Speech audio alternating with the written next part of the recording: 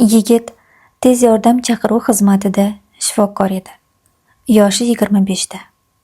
Ishga yaqindagina joylashgan. Har kuni ko'plab bemorlar xonadoniga borib, birinchi tez tibbiy yordamni ko'rsatib qaytardi. Har doimgidek chamasi shom mahali bir xonadonga chaqiruv bo'ldi. Bemor yosh qiz, yoshi 20 da.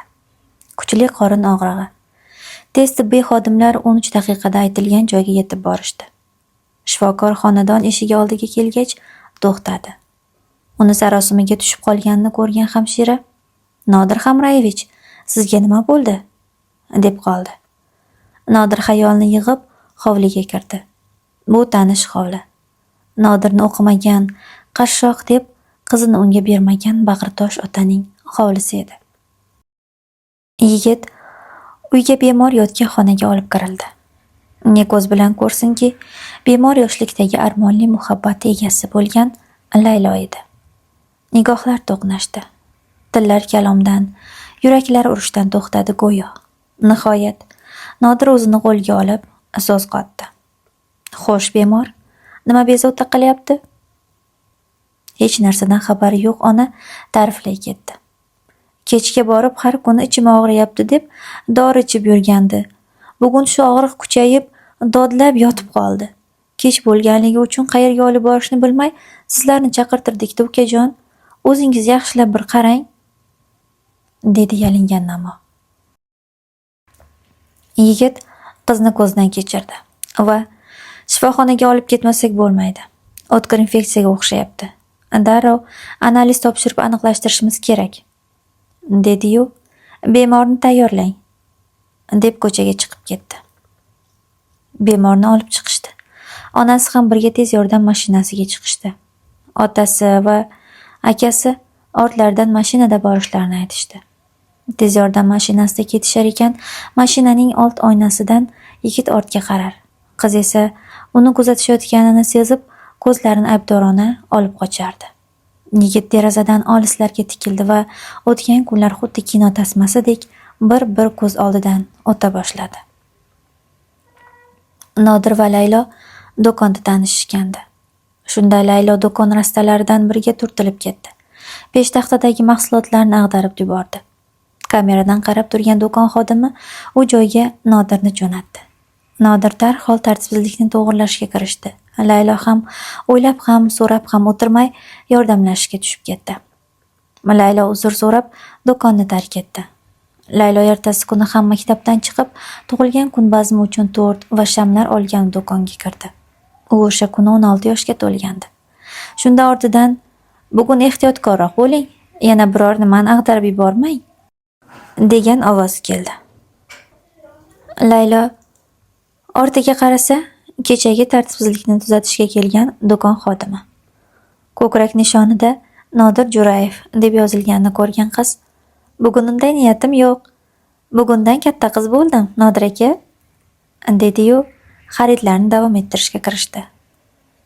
Nodir o'sha yili 20 yoshda edi va dadasidan yoshligidan yetim qolgan bo'lib, ro'zg'or uning gardanida bo'lganligi uchun o'qishni emas, ishni tanlagandi.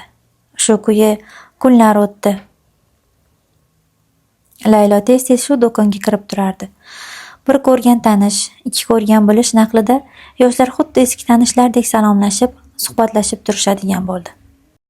Sezilar-sezilmas ikki yosh o'rtasida shunchaki tanishliklandi, iliqroq tuyg'ular mavjlana bordi. Asta-sekin do'kondagi uchrashuvlarga ko'chadagi go'yoki tasodifiy uchrashuvlar qo'shila boshladi. Go'yoki deganimning sababi, qiz aslida tasodif deb o'ylagan uchrashuvlar Nodir tomonidan atay uyushtirilardi. Ya'ni yigit qizni darsi tugashini poylab, qiz yuradigan ko'chada kutib turardi va qizni ko'rishi bilan xuddi tasodifan uchrashib qolishgandek suhbatlashib, uygacha kuzatib qo'yadigan bo'ldi. Bu orada qalblar bir-biriga anchagina bog'lanib bo'lgandi. Shu kunlarning birida Nodirning onasi qattiq betob bo'lib yotib qoldi. Shunda ona o'g'lini yoniga chaqirib shunday dedi: "O'g'lim, oxirim yaqinga o'xshaydi. Tiriklik chog'imda seni to'yingni ko'rsam, armonim yo'q edi. Bo'laman, hali yoshsan, lekin nima qilay? Seni baxtingni ko'rib ketay deyapman. Mendan keyin seni issiq sovug'ingdan xabar oladigan, seni yolg'izligingni bildirmaydigan bir mehriboning borligini bilsam, ko'zim orqamda qolmasdi bolam. Bu gaplarni eshitgan Nodir onasi uchun to'yga rozi bo'ldi. U ko'ngil qo'ygan qiz esa hali juda yosh va badavlat oila farzandi. Layloni unga berisharmikin? Yigit iymanibgina ko'ngilning egasi borligini, o'sha xonadonga sovchilikka borishlari mumkinligini onasiga aytdi. Onasi esa xolas va ammasini qo'shib sovchilikka jo'natdi. O'zi esa betobligi uchun bora olmadi. Ortlaridan duo qilib qoldi xolos. Sovchilar qo'lgan barobar bo'lib turgan gapki, rad javobini olib qaytishdi. Buni eshitgan yigit o'zida shijoat topib qizni dadasini oldiga o'zi bordi. Ammo natija kutilgandek bo'lmadi. Layloning dadasi juda badavlat va kibrli inson ekan. Yigitga yalangi oyoq, ko'rpangga qarab oyoq uzatsang bo'lmaydimi? To'yni qilib berarman. Keyin qizimga qo'shib, sen va kasalmand onangni ham men boqamanmi? Bilaman, senga qizim emas, meni davlatim qiziq. Bilib qo'y. Mana man degan odamlar qizimga og'iz solib turganda, senga itimni ham bermayman, gadoyvachcha, deb haqoratladi. Yigitni uni kamsitgani mayli, onasini ham kamsitgani qattiq dilini og'ritdi va bir so'z demay ketdi. Mo'jizani qarangki, yigitning onasi tuzalib ketdi. To'y mashmashalari orqaga surildi. Bundan 2 karra xursand bo'ldi Nodir. Ham to'y qoldirildi. Chunki u Laylodan boshqasi haqida hatto xayol sura olmasdi. Oila qurishni o'ylamasa ham qolardi. Ikkinchi tomonda onasi sog'ayib ketdi. Ha, bu rostdan ham mo'jiza edi. Shifokorlar mo'jizasimi, Alloh mo'jizasimi, xullas, nima bo'lganda ham onasi soppa-sog' edi. Shu sabab bo'ldimi yigit shifokor bo'lishga ahd qildi. Yoshligidanoq zehni o'tkir, a'lochi yigit edi Nodir. Bir muddat tayyorgarlik ko'rdi-yu, tibbiyot institutiga o'qishga topshirdi. Buni qarangki, u talaba bo'ldi. Faqat shartnoma asosida. Onasi, Alloh yetkazadi bolam. Muhim o'qishga kirib olding, qolgani bir gap bo'lar. Men ham tuzalib ketdim, qarab o'tirmayman, ishlayman. Sen ham o'qishdan keyin shifoxonalarda ishlaysan, ham tajriba orttirasan, ham daromad topasan. Ana, qo'shnimiz Sojidani o'g'li shunday qilib o'qib oldi. Mana endi katta vrach bo'lib ishlab yuribdi. Bizni ularda nima kamimiz bor bolam? Deb shartnoma asosida bo'lsa ham o'qishga ko'ndirdi. Rostdan, ona hamma narsani bilar ekan. Hozir Nodir 4-kursda o'qiyapti. Ham kechki payt ishlayapti. Halitdan bilimi uncha-muncha shifokorlardan kam emas. Bu yoqda qizni 18 yoshda bir badavlat yigitga turmushga berishibdi. Qornida 8 oylik bolasi bilan ajrashishga ham ulguribdi. Qornidagi og'riq ham o'sha betayni kuyov yuqtirgan kuchli yuqumli infeksiya bo'lib chiqdi. Qizning hayoti bu alohida hikoya. Uni ham eshitasizmi? Ha mayli, aytib bera qolay.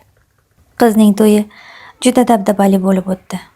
To'yning ertasi kuni kuyov Layloga telefon ishlatishni taqiqladi.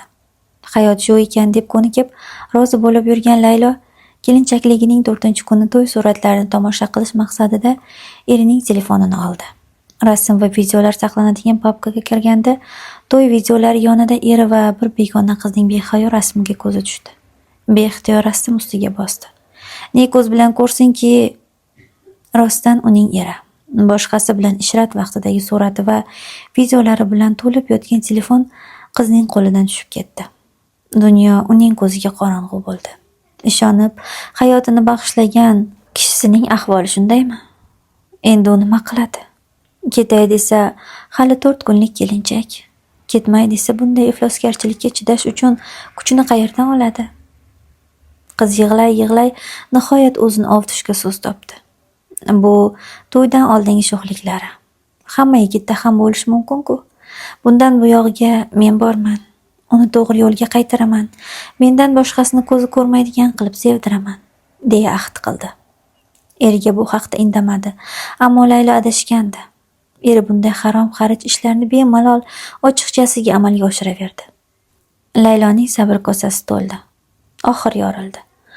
Bu ishlarning sababini, uning nima kamchiligi yoki aybi borligini so'radi. Eri esa bamayli xotir: "Sen yaxshisan, chiroylisan, mehribonsan. Aybing yo'q, ammo meni hayotim ularsiz yo'q. Men bittasiga qanoat qilib yasholmayman. Chidasang yasha, yoqmasa katta ko'cha", dedi. Laylo bo'layotgan voqealarni onasiga aytishga majbur bo'ldi. Ona dastlab ishonmadi, ammo kunlarning birida Layloni mazasi bo'lmay qolib, qudalar Layloni onasi va akasini uyga chaqirishdi. Qizlaring kasal ekan, olib borib davolatib kelinglar, deyishdi. Mashina rulida Layloning akasi, yonida Layloning eri joylashdilar. Ortda shofyorning orqa tomonida Layloning onasi, o'rtada Laylo, kuyovni ortida Layloning xolasi joylashdi va shahar kasalxonasiga yo'l olishdi. Layloning onasining ko'zi beixtiyor kuyovga tushib ketdi. Kuyov mashina oynasidan qarab ko'chadagi notanish qizlarga ko'z qisar, hadeb tirjayardi. Onaizor yuragini ushladi. Bu qanday hayvonki, yonida dardga chidolmay ketayotgan xotini, qaynonasi va qaynog'asi yonidaligiga qaramay ham ko'zlarini qizlardan ololmayotgan bo'lsa. Shunchaki qarasa ham mayli, ko'z qisib suyulishiga nima bor? Yo Alloh, qizim senga nima gunoh qiluvdiki, Gulg'unchamni shunday hayvonga ravo ko'rding Allohim? Onaizor yig'lab yubordi. Mashinadan tushib ketay desa, qizining jigar go'shasining joni og'riyapti.